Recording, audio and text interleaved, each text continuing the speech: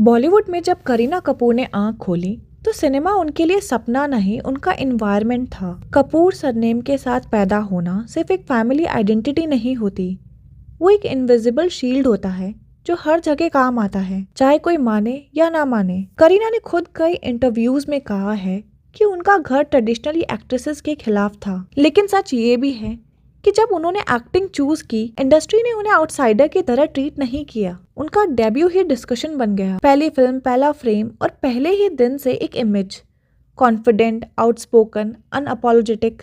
पर बॉलीवुड जहां एक्ट्रेस को सॉफ्ट स्पोकन, एग्रीएबल और एडजस्टिंग दिखना चाहता था, वहाँ करीना थोड़ी ज्यादा डायरेक्ट थी। और एक औरत जब ज्यादा डायरेक्ट होती है तो उसे बोल्ड नहीं, एटीट्यूड प्रॉब्लम कहा जाता है।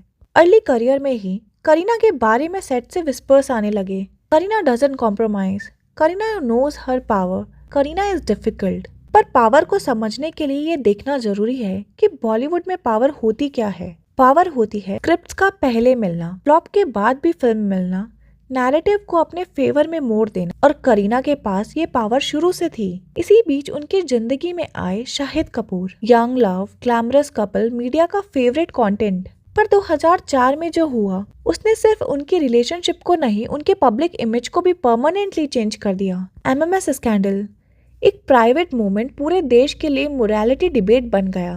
आज के सोशल मीडिया एरा में शायद ये एक दिन का ट्रेंड होता है, लेकिन उस वक्त ये करियर एंडिंग लेवल का स्कैंडल था। शाहिद को इनोसेंट बॉय इमेज से निकाल दिया गया और करीना को जजमेंट और स्लट शेमिंग का शिकार बनाया गया। और बॉलीवुड ने हमेशा की तरह साइलेंस चूज करी। इस इंसिडेंट के बाद करीना और भी ज्यादा गार्डेड हो गई, ज्यादा शार्प, ज्यादा डिफेंसिव। इंडस्ट्री के लोग कहते हैं ये वही फेज था जहां से करीना हार्ड हो गई। फिर आए बिपाशा बासु के साथ reports, fashion clashes, seniority issues और एलिजिडली डेरोगेटरी कमेंट्स। कोई ऑफिशियल कंप्लेंट कभी सामने नहीं आई, लेकिन बॉलीवुड में अगर कहानी बार बार रिपीट हो तो वो रिकॉर्ड बन जाती है। अमृता राव के साथ भी कुछ ऐसा ही हुआ। मीडिया ने एक ट्रायंगल बनाया, शाहिद, करीना और अमृता। ये कहा गया कि करीना ने इनसिक्योरिटी में अमृता को साइडलाइन करवाया। सच का एग्जैक्ट वर्जन कभी पब्लिक नहीं हुआ, लेकिन अमृता राव का करियर उसके बाद कभी वापस नहीं आया। और यहीं से करीना पे एक और टैग चिपक गया,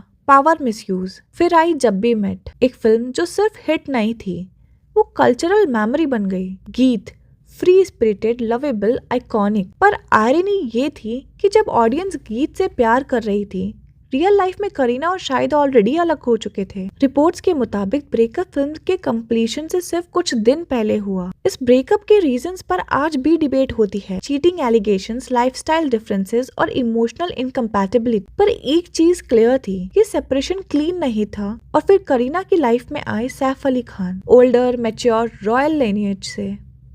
एक ऐसा रिलेशनशिप जिसमें करीना ने पहली बार स्टेबिलिटी दिखाई। लेकिन इंडिया में इंटरफेथ मैरिज कभी पर्सनल नहीं होती।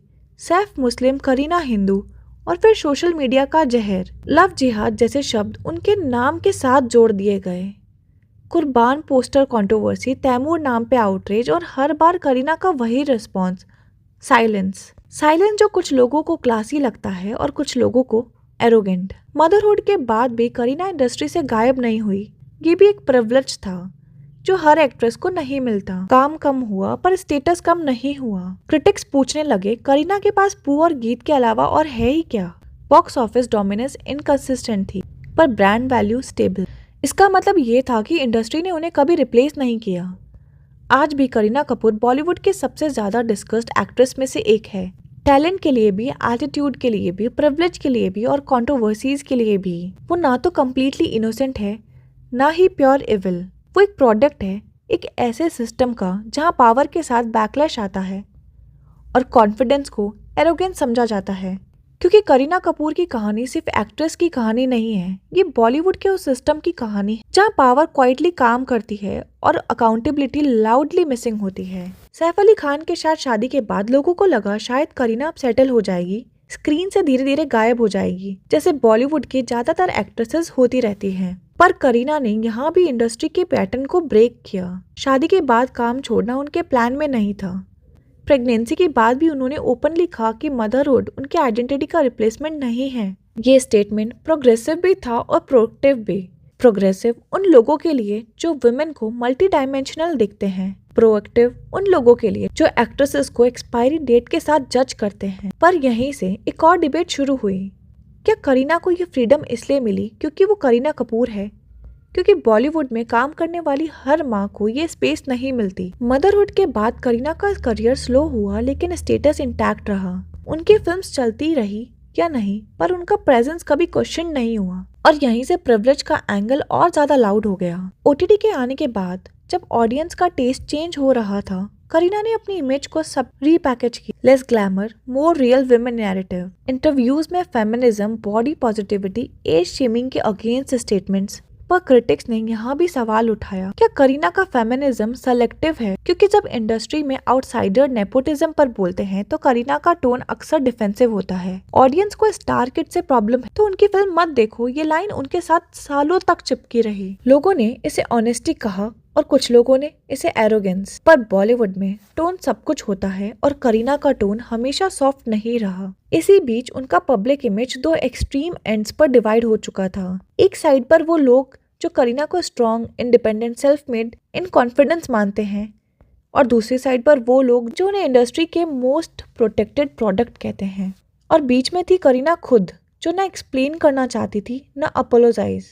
सैफ के statements, royalty jokes, British action debates. जब कंट्री इकोनॉमिक स्ट्रगल और अनएम्प्लॉयमेंट से गुजर रही थी तब बॉलीवुड की लग्जरी लाइफस्टाइल डिस्कनेक्ट लगने लगी और करीना उस लग्जरी का एक विजिबल फेस थी। सोशल मीडिया के एरा में साइलेंस भी एक स्टेटमेंट होता है और करीना ने अक्सर साइलेंस चूज किया।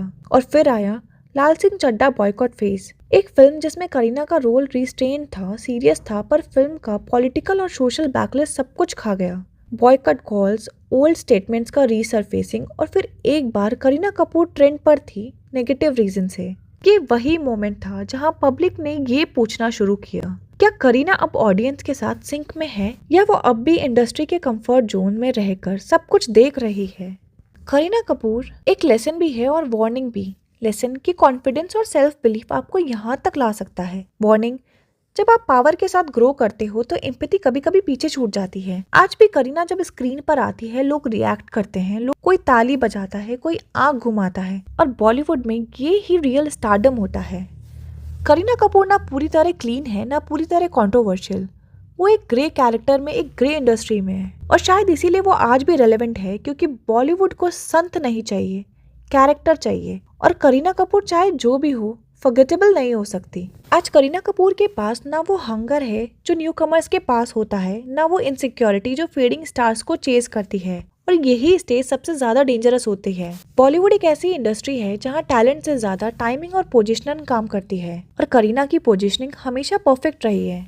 जब इंडस्ट्री को बबली हीरोइन चाहिए थी वो पू बन गई, जब लेयर्ड कैरेक्टर्स की बात हुई वो गीत बन गई और जब सीरियस सिनेमा का फेज आया वो एक्टर बनने की तरफ शिफ्ट हो गई। तो सवाल ये नहीं है कि करीना कपूर सक्सेसफुल है या नहीं, सवाल ये है क्या हम उन्हें समझने के लिए रेडी हैं या फिर हम सिर्फ अपनी एक्सपेक्टेशंस के हिसाब से जज करना चाहते हैं। डिसीजन आपका है। अगर आपको भी करीना कपूर पसंद है कमेंट्स में उनकी जर्नी बताओ और अगर आपको वीडियो पसंद आया तो चैनल को सब्सक्राइब करो, क्योंकि यहाँ सेलिब्रिटी नहीं सिस्टम डिसेक्ट होता है।